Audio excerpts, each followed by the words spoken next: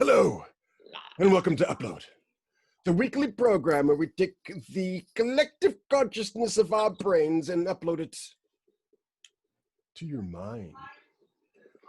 My name is Andrew Moody, and with us today we have the one, the only, Bobby Del Rio.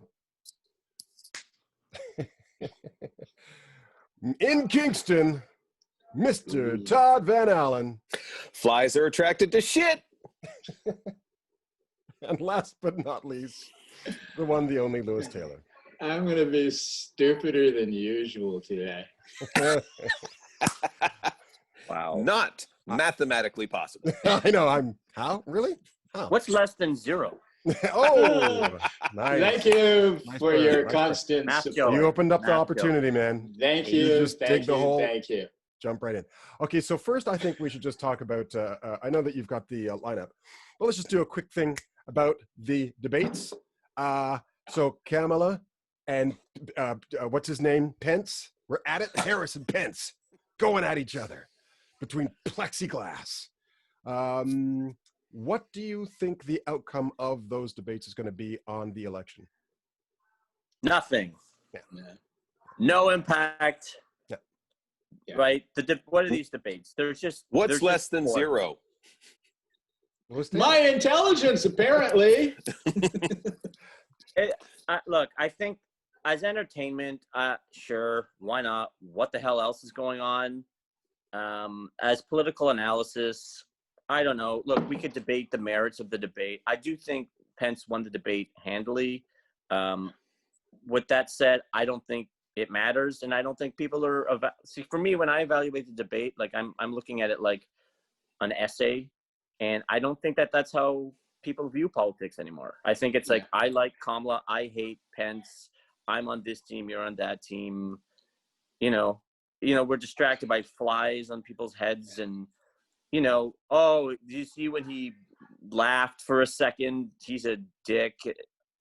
I think a lot of it, though, people look at it like a boxing event, or at least the analysis kind of follows it as a boxing event when it's actually a political event with the histories of all the participants are involved in the process of who won and who lost. Pence is coming in with undeniably ugly history. So how can he win? What bothered me, though, was if you're going to frame it as a street brawl or an MMA fight, then carry that with your analysis. She didn't win, and I didn't think Biden won either. And yet the analysis in a mainstream analysis just seems so predetermined.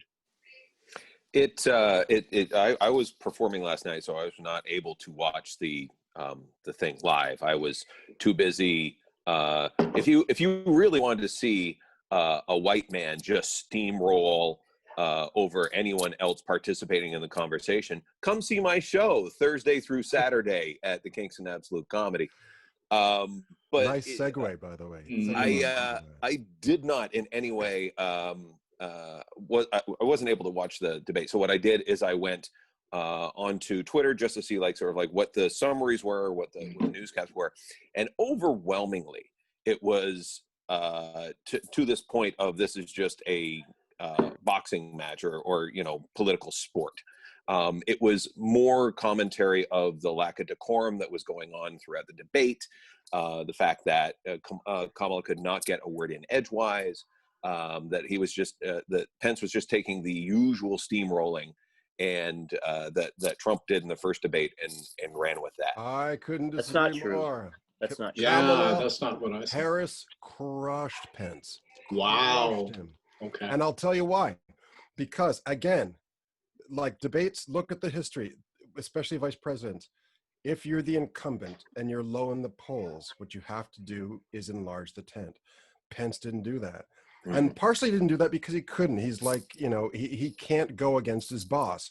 So there are certain things that Kamala brought up that are really important to the American voters. And number one is COVID. Number one. And she crushed him. Like he's the head of COVID, and I he think there's Yeah. a debate as to what the number one issue is, right? Like Sure. we've talked about echo chambers many times, and I Mhm. think that this is what obfuscates the issue is that I don't know, but I have no idea what the issues are. We have a bifurcated country. We have contrasting media narratives. My YouTube is littered now with left wing and right wing media, and they say the exact opposite, right? And I'm just like, okay, so I just check out everything. It just seems like it depends who you are, right? It's like certain people, it's like race is the number one thing. Certain people's the economy, certain people's coronavirus.